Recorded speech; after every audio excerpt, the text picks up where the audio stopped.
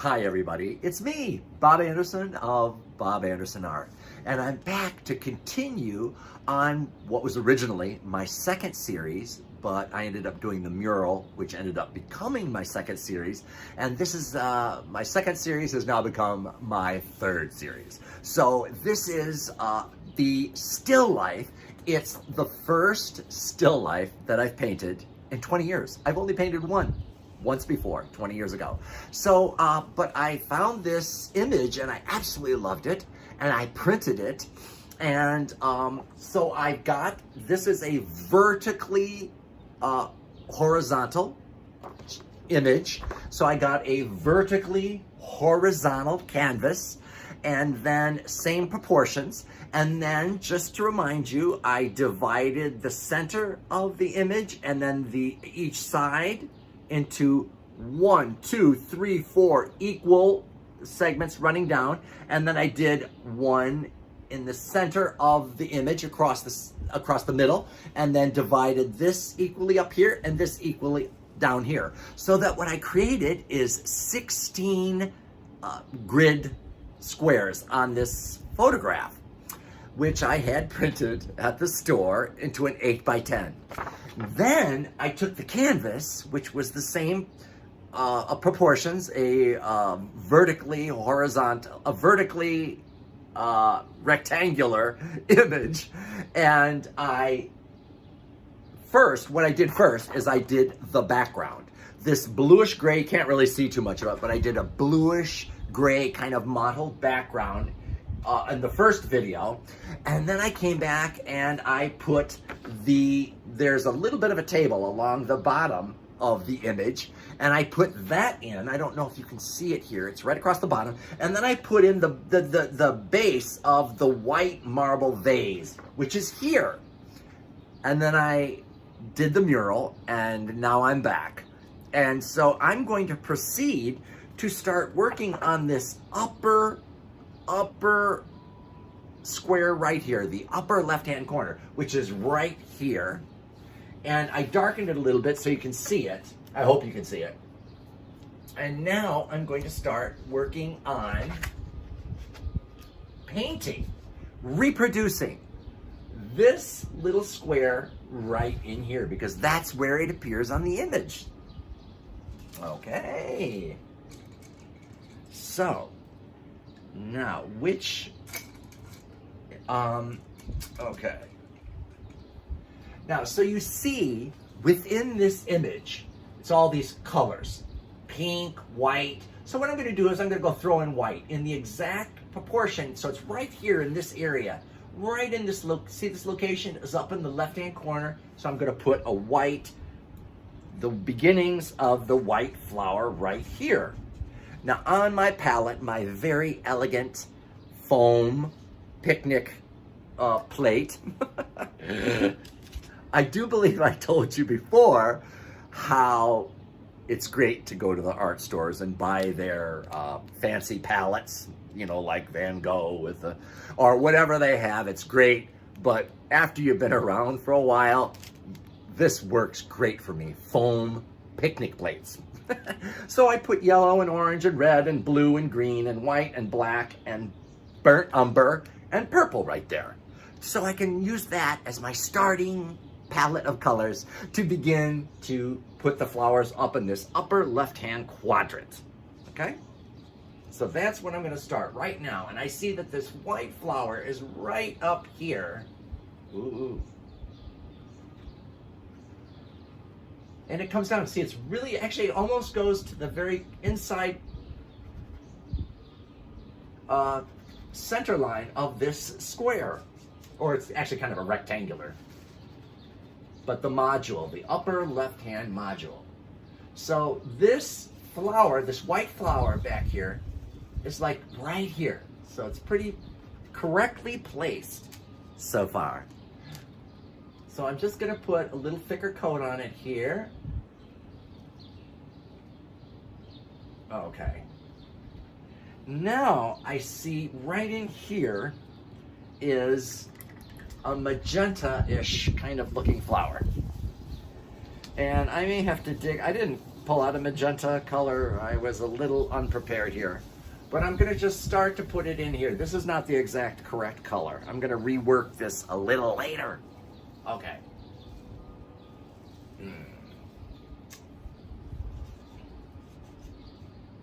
Okay. So this I'm gonna go back in later and put a little more magenta in. But for the sake of continuing the video, I'm going to use just this kind of red color here, which is inaccurate, and please accept my apologies for that. And I'm gonna wrap it around the corner because this is a gallery wrap canvas, which means it's a thicker frame. It's not like a real thin frame profile for the canvas. It's a thicker profile. So you can hang it on the wall, and you can actually paint the image right around it. It's three-dimensional, it's sculptural, and you don't need a frame. It'll look great by itself. But as I always say, frames make everything better. Okay. So I'm just popping this reddish color, which I will correct to more of a magenta when I'm done with the video. And so see, I've put this white right here, white one in, which I'm gonna put a little thicker coat of that on now.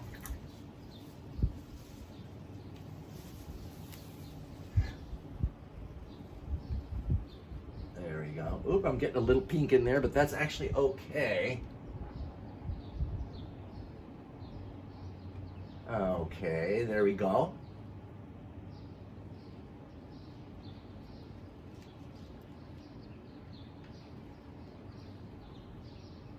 And there's like a little shadow of a grayish color, which I'm just gonna pop in there right now. I don't know if it's this, it's just a little shadow right about here. Can you guys see that? It actually should be a little darker. I didn't make it dark enough.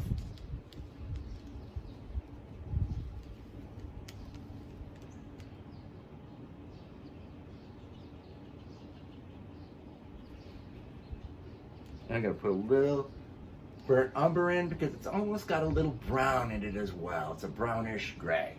Okay. So now I've put the white base of this flower in. I put a red base for this magenta color. And now I'm gonna put this pink one up. Maybe I should put a little shadowing on that flower because we're working back forward, okay? So this flower has a little bit of shadowing going on, a little interest in the white.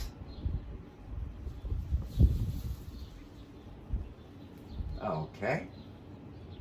Now I'm going to move ahead and I'm going to do something really exciting. Oh my God. I'm going to start putting in this yellow, oh my God, this pink flower up here. And maybe I'll put the stem in first, actually, the green stem.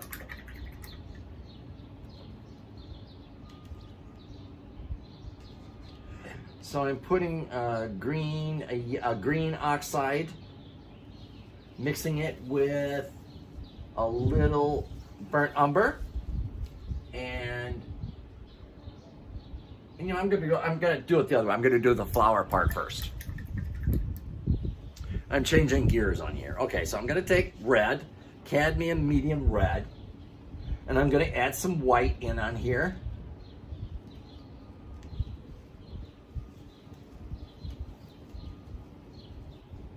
And keep it real light because this is real light pink that's overlapping this red blossom here.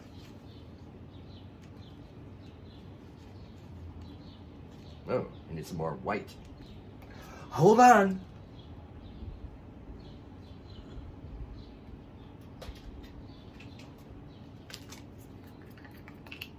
All right.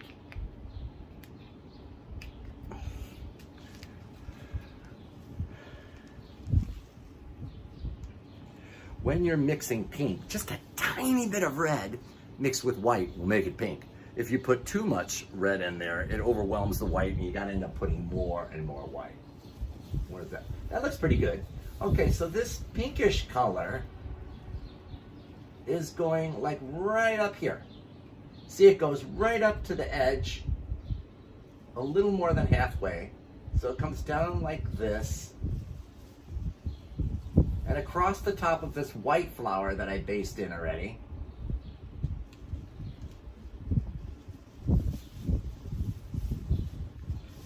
and then it has the underside wraps around here, which I will darken in a moment. It's a darker, deeper red or pink. And then we have like this petal that's coming down here. Okay. Now I'm going to go up to the top and wrap this blossom around the edge. Okay.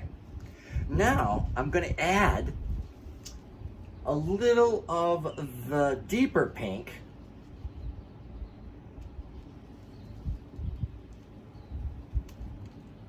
right here. Because see, it's right here on the underside of this blossom is the deeper pink. So I'm going to put that right in there. And then I notice there's like a darker pink section there. And there's one right in here.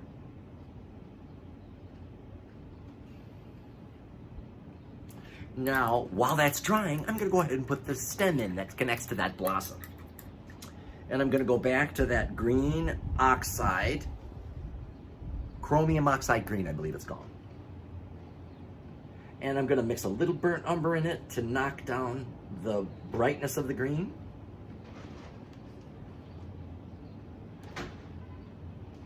And I'm going to grab a slightly smaller brush because this is a little thinner. So see how the stem comes out? Like right here in this section. It comes right from about here. Wow. I realize looking at this that this background is much darker than it is up here, but I'm not going to worry about that. Because it's my world and I'm going to rock it out any way I want. Like I've always told you, it's you as the artist. Since I'm not doing this for anybody, I'm the artist, I am the god on this painting, okay? As you are on your artwork, okay? Oh my goodness gracious, that is so much darker, but that's okay. It will still look awesome at the end. And then I have some green other stems that are crisscrossing up here.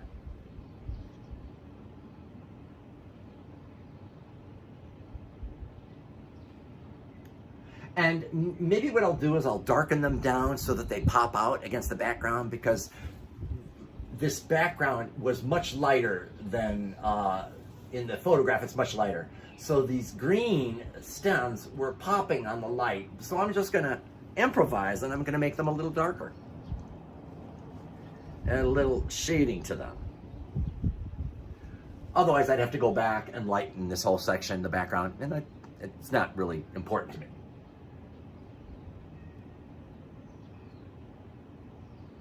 Okay, and it's like there's some little darkness up in here. This is where the stem is connecting to the flower. Okay. Now I'm just giving a little dark line on these stems to make them pop, since I screwed up the background. Okay.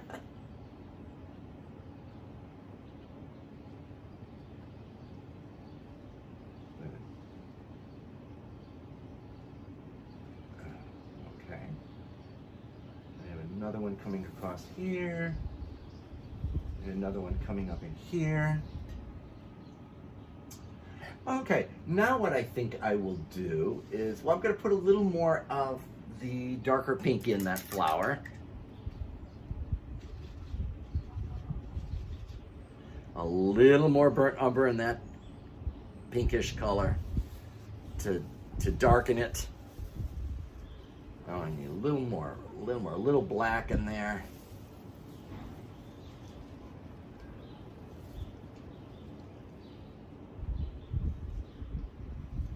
And this is creating the underside of this blossom that you can see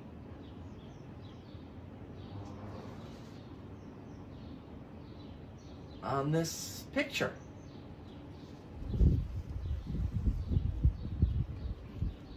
Could make it a little darker.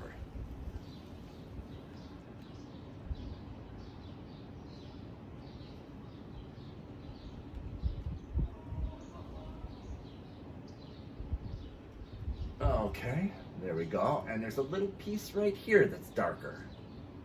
And then there's a little bit of a brown line right here from the blossom.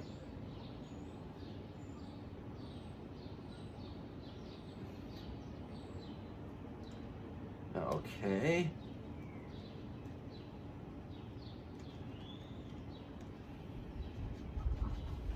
I'm gonna lighten that, and I'm gonna make this a little darker yet.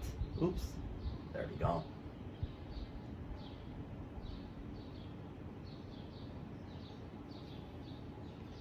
And now I've gone a little too dark there, so I'm gonna go back and put a little lighter pink in it. Because that's what you have to do sometimes, is go back and forth and drive yourself crazy.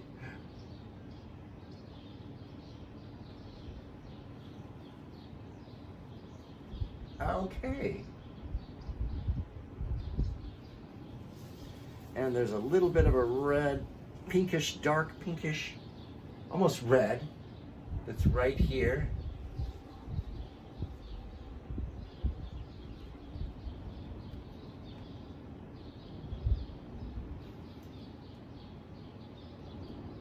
And I'm going to extend this darker pink underside area up a little higher, up to here.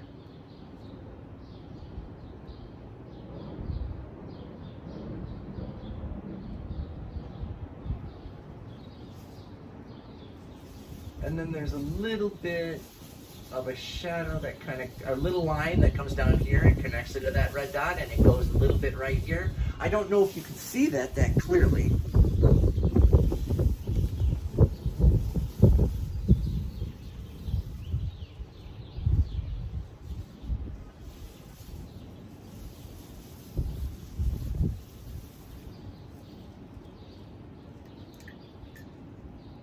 Okay. I'll see you in the next video. Bye-bye. I'm going to continue in the next video working in this section. Okay, bye-bye.